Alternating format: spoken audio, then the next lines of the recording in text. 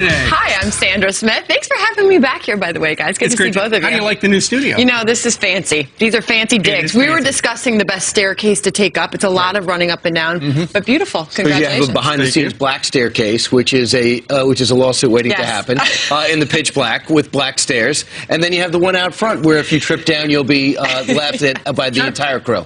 But are much prettier. Right. Yeah. But yesterday, the President of the United States was Back to the Future. It was like 1996 all over again. As he pointed out, it was just about 2 years. 2016 all over again, I should say. It was about 2 years when 2 years ago yesterday when he got started on this quest to be the next President of the United States, and he promised if he ever won, of course he'd have to have success in Iowa to do that, he'd come back to Iowa. And yesterday he came back. He did. Like a conquering hero returns.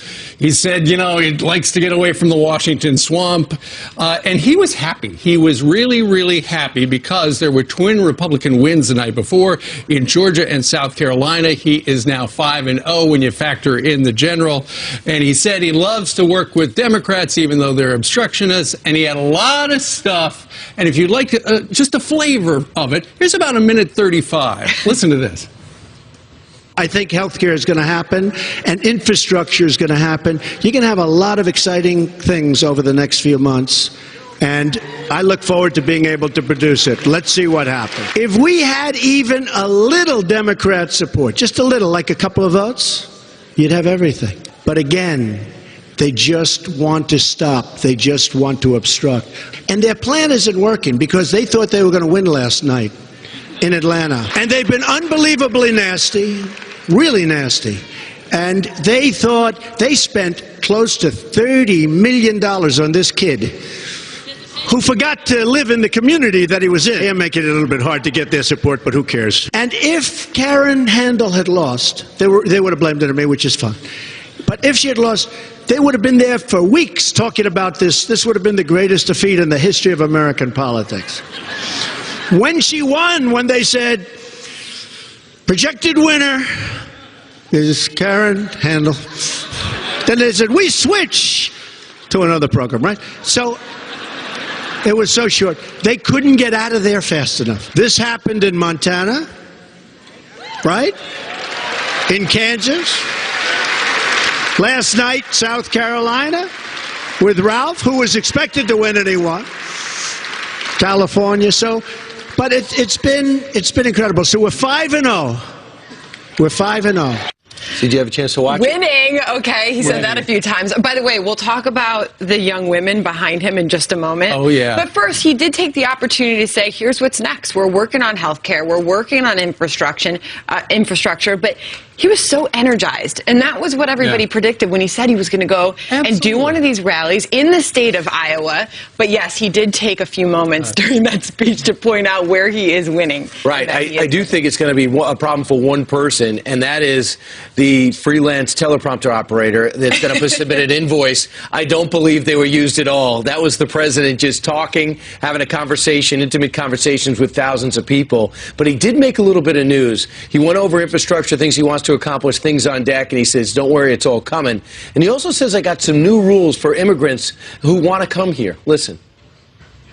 I believe the time has come for new immigration rules which say that those seeking admission into our country must be able to support themselves financially and should not use welfare for a period of at least 5 years. And yes, we will build the wall. We've already started planning. It will be built. I'm a builder. That's what I love to do. That's probably what I do best. I'm a builder. And we're thinking of something that's unique. We're talking about the southern border. Lots of sun, lots of heat. We're thinking about building the wall as a solar wall, so it creates energy and pays for itself. And this way, Mexico will have to pay much less money, and that's good.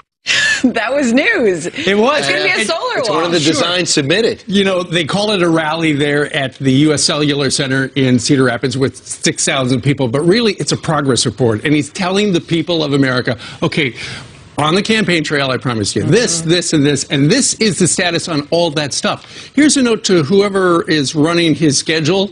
do more of this, because whether you voted for him or not, it is in real time a progress report of what the United States is doing. The New York Times this morning called last night's event mesmerizing. Whether you voted for him or not, it's great to hear the President of the United States talk about what direction we're going in. Yeah, it was incredibly optimistic. I think it rallied his base, and it was an opportunity for him to point out everything he has gotten done and what he intends to do. That's right. But then there was this moment. Those three lovely ladies that were standing right behind the president, especially the one chewing gum. Okay, well, there is actually more than one. There's one right behind him, but also the woman in the red hat. Okay, so as you look at those three women, the woman on the left in the black blouse, she was, for a while, in the very beginning, she took a number of selfies. But keep in mind, yesterday was National Selfie Day, so I get that. And then there was the young woman behind him, I think, in a Hawkeye's cap. And then the woman in the Keep America Great. They were having a good time. Oh my goodness, the internet was melting last night. Everybody, you know, people were listening to the president, but they were watching those young women. Well, because they were behaving themselves here and there. I mean, they didn't make any obscene gestures. I say that as one of them sort of does, but they hardly acknowledged the camera. I had trouble watching because I have this thing about gum chewing, and I thought about what it would be like to She's sit really next going to her. after it there. So Jonathan tweets this about the gum chewing. The Trump girls chew gum instead of rioting and vandalizing. That is the difference. Another tweet from Greg. Yes, breaking: female Trump supporter in red hat at Iowa rally caught chewing gum on camera. Mainstream media wants to investigate for Russian collusion. And Stephen says she's supporting our president and is young. I'm with her.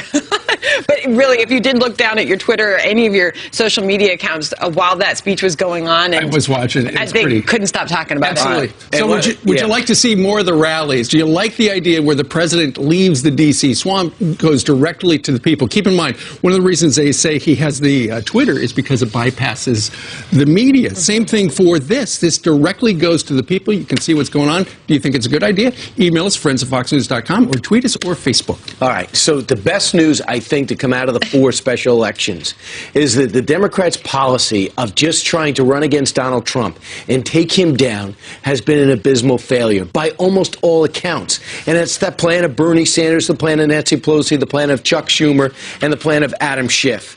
It has failed because the president keeps on winning. And the problem is the Democrats have no message. This might give the president an opportunity to do this thing called being president. We might have an opportunity to look at his agenda, see his accomplishments, and then judge him like every other president that held that office, because so many people don't want to accept that he's there. Unfortunately, the Democrats are starting to realize, for Republicans' purposes, that their strategy isn't working, and they're blaming the poster child for losing, and that is Nancy Pelosi. Seth Moulton on the Democratic side has had enough. Listen. We've got to accept responsibility. You know, when I was a Marine platoon commander, my job description was very simple. You are responsible for everything your platoon does or fails to do. Our leadership needs to explain what happened, needs to explain why these resources essentially have gone to waste, and really develop a serious plan for the future. It's clear that I think across the board in the Democratic Party, we need new leadership. It's time for a new generation of leadership in the party. I don't know that it's possible at this point to change our party leadership, but I think it's time for change, and these election results frankly show that. And he's absolutely right. I mean, you look at Nancy Pelosi. On Nancy Pelosi's watch, how many Democrats have lost their seats? And not only have Democrats lost their seats at the local and state and federal level, but Cher, the international performer, has turned against her. She tweeted it yesterday: congressional race is not Olympics. There's no medal for second place. Admire and respect Nancy Pelosi, but in every race, GOP runs against her. And that is effectively what they did down in Georgia, was they talked about, well, you really want Jon Ossoff? He's going to be taking the orders from Nancy Pelosi. Ultimately, it has not worked, and it's time for a new message. That's a big question right now. Is it time for Nancy Pelosi to go? I talked to Congresswoman Debbie Dingell yesterday, who just wouldn't answer the question. But we know that there's rumblings out there. She has so much money, Sandra. They're afraid of crossing her. The worst nightmare for Republicans would be a guy like Tim Ryan, who understands how to win in Ohio, who doesn't think every Republican is a terrible person, and doesn't think Donald Trump should be stopped in every step of the way. That would be a normal election cycle where people disagree on issues. It doesn't doesn't get personal. With Nancy Pelosi, everything is personal and terrible and awful. And if you like Donald Trump or a Republican, you can't be tolerated. It doesn't work. Well, the meter's running. Let's see what they do. Meantime, it is 6:12 here in New York City, and Jillian joins us with some headlines. That's right. Good morning. We are starting with some breaking news at this hour, so let's get right to that. Breaking right now, ISIS could attack at any moment, and that has the world on high alert. The brutal terror group calling for a surge of attacks during Islam's holiest day. This as the feds investigate an act of terror on American soil at an airport in Flint, Michigan. Authorities say Amor Fatui shouted Allah Akbar before ambushing an officer from behind, repeatedly stabbing him in the neck with a 12-inch hunting knife. Lieutenant Jeff Neville in serious but stable condition at this hour. Fatui is now behind bars. He holds dual citizenship for Tunisia and Canada. Today, family and friends will say a final farewell to Otto Warmbier. The 22-year-old died at the hospital less than a week after his release from North Korea. He spent 17 months there after being convicted of stealing a poster. Today's services are being held at 9 this morning at his former high school in Wyoming, Ohio, and the services are open to the public. And more evidence this morning, Obamacare is a prescription for failure. The nation's second largest health insurer just pulled out. Anthem ended its agreement in Indiana and Wisconsin for next year because it just can't manage the cost of sick patients signing up for Obamacare. Instead, Anthem will offer an off-exchange medical plan in 5 counties across Indiana and 1 in Wisconsin. That's a look at your headlines, guys. I'll have more when I see you back here in a little bit. All right. Thanks, Jillian. The president kind of touched on that last night. Meanwhile, coming up, days after Steve Scalise was shot, another congressman releasing these threatening voicemails that he got in his office. Shave it. I suggest you prepare for the battle, mother in the apocalypse, because we're going to hook your down, wrap a rope around your neck, and hang you from a lamppost. Unbelievable. Congressman Chaffetz says nothing was done about it. How's that possible? Wow. We'll step aside. Back in 2. That's Well, Republicans again proving the left wrong after Karen Handel's victory in the Georgia special election. The 4th special election, the Republicans have won this year, but Democrats still want you to believe the president is sinking his party and America. But shouldn't the Democrats actually be the ones to worry about the 2018 midterms and beyond? Let's talk to Tom Bevan. He is the co-founder and publisher of Real Clear Politics. As we heard the president say last night, Tom, the Republicans are 5-0 when he factors in the general election, and I think the Democrats are shocked that they haven't been able to pick one of these off. Well, yeah, I mean, certainly Georgia was their best chance. That was the district that Trump won by the smallest margin, just 1.5 in November.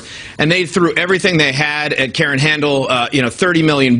They had everybody on the ground. I mean, it was a real effort there. And Jon Ossoff ended up doing worse than Hillary Clinton did in that district. So Democrats are struggling to figure out what went wrong there. You mentioned earlier about Nancy Pelosi. The knives are out for her. And the question, some Democrats thought that Jon Ossoff didn't win because he wasn't progressive enough, wasn't strident enough in his views. He didn't take on Trump enough. He was too centrist. And so they've got to figure out what lessons to take away from Tuesday. And if they learn the wrong lessons, it's going to make it, I think, even harder for them in 2018. What about when it comes to recruiting? Because when you look forward, as the Democrats try to figure out, okay, who can we put up against these Republicans in Congress? Who's going to step forward and say, yeah, give me all the money and I'll lose for you? Well, look, and that's one of the things about special elections. They are special, and I think, sometimes we try and overinterpret them. The 2018 is still a long, long way off. But where this event on Tuesday has real practical, real-world consequences is on recruiting. If you're a Democrat in one of these marginal districts around the country and you're looking to take on a Republican there, you look at what happened in Georgia and you say, my gosh, if Democrats, they put that much effort into that race and came up empty, do I really want to invest my time, my energy, my money in something like that? And that's where it may shy some quality candidates away from 2018, and that could hurt Democrats. Tom, just a moment ago, you essentially said don't read too much into what we've seen from these special elections because they're special and they are unique. But what does it say about the state of the president's presidency at this point that he has won 4 in a row? Well, look, And Trump can take credit for this, because certainly if the result had been different on Tuesday, he would have been blamed for that. He mentioned that last night in his speech, and that is absolutely true. It would have been, the apocalypse for Republicans and for his presidency. So he can take credit for that. But the reality is, Trump's presidency, his approval ratings are low in some of these, nationally in some of these districts.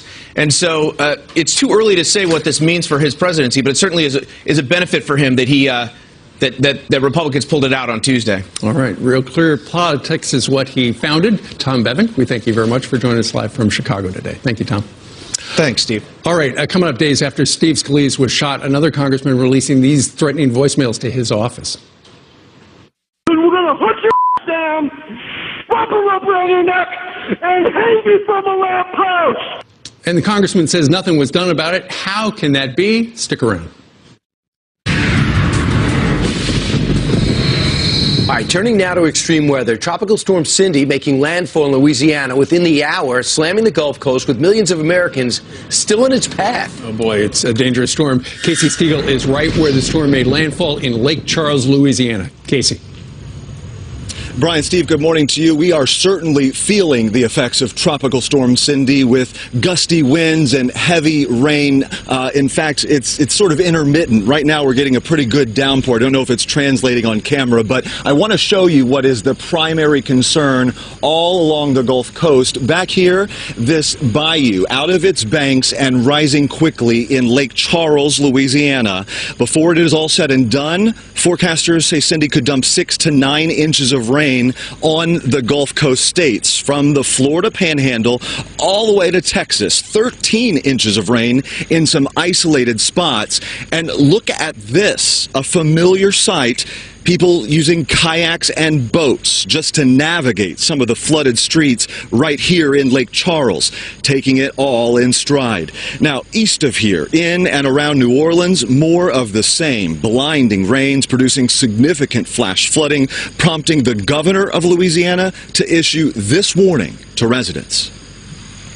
Last year in those two storms, most of the injuries and certainly the deaths occurred when individuals tried to drive across flooded roadways. So it's not worth it. Just don't take a chance and try to drive across high water. The old saying, turn around, don't drown. Alabama and Mississippi also impacted here. In fact, some of the heaviest rainfall could happen there. The governor of Alabama has declared a state of emergency. And in neighboring Biloxi, Mississippi, a rare image, amateur video showing a water spout. In fact, Cindy has spun several of those in Florida, some tornadoes as well. Sadly, one storm-related fatality to tell you about. A 10-year-old boy was killed in Alabama when a log washed ashore in the storm surge, hitting him in the head. He was on vacation with his family. Brian, Steve, back to you. All right, Casey, thank you very much. Live report from Lake Charles on Tropical Storm Cindy. Meanwhile, Sandra Smith is poised with something different. Hey, Sandra. All right, thanks, guys. Well, nearly 1 in 4 Americans has 0 savings for a rainy day. So what are some ways that you can stash away some money and do it fast? Our next guest is the national best-selling author of Love Your Life, Not Theirs. Rachel Cruz is a personal finance expert with Ramsey Solutions. So first of all, can you establish for us how much should the average American have on hand for an emergency? Sure. Well, a starter emergency fund, I want $1,000 for every American. And then I want you to go get out of debt, everything but your house, and then bump that starter emergency fund up to 3 to 6 months of expenses. And that's a fully funded emergency fund. But so right now, the stats show that about a quarter of all Americans don't have that emergency stash on hand. That's right. So that's why you have to make savings a priority. And so in your monthly budget, things are going to seem important, right? I mean, you're paying bills, possibly saving up for that summer vacation. But what you want to do is make savings a priority. So at the very top of your budget, you need to save something out of every paycheck to get that $1,000 emergency fund. And then again, once you're out of debt, bump it up to 3 to 6 months of expenses. All right. And you're also saying another way we can do this is create a cushion between you and life. What do you mean by that? That's right. This is your emergency fund, right? Life is going to happen, and sometimes it hurts. So make the fall a little bit squishier, if you will, by having cash in the bank. And I would rather your money catch your emergencies versus the credit card, right? I mean, versus leaning on MasterCard when your tire goes flat, that you actually have cash in the bank. And so you have to look at your emergency fund as insurance, not an investment. So this 3 to 6 months of expenses, put it in something like a money market account or a savings account that you can get to quickly. And then there's ways we can kind of look at that. Sometimes we have those automatic bills coming out of our debit cards or credit cards accounts, like subscriptions. There's some ways that we can easily just cut back on what we're spending, right? Absolutely. Lifestyle is one of the key places you can cut. So look to see, stop going out to eat, those subscriptions like you were talking about, the gym membership that you haven't used since February, right? I mean, all these things cut your lifestyle. And again, for a short amount of time until you get your savings up.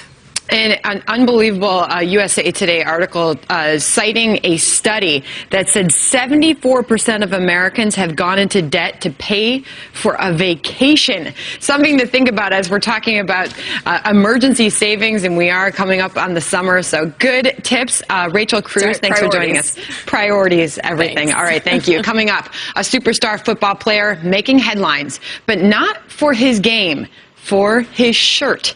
It says, "I hope I don't get killed for being black today." Is that fine or over the line? And President Trump says he's serving all Americans. I was elected to serve the citizens of Iowa and Pennsylvania and Ohio and Michigan and Wisconsin and Florida and all 50 states.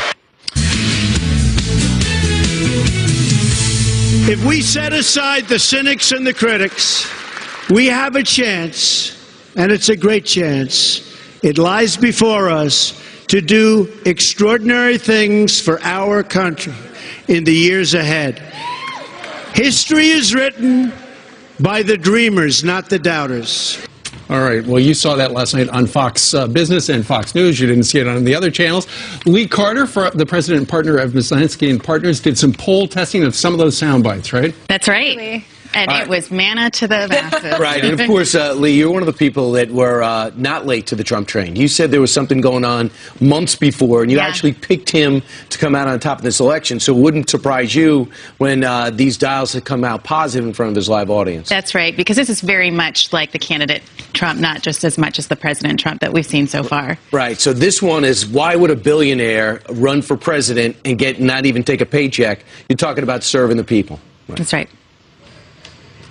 I was elected to serve the citizens of Iowa and Pennsylvania and Ohio and Michigan and Wisconsin and Florida and all 50 states and all 320 million American citizens.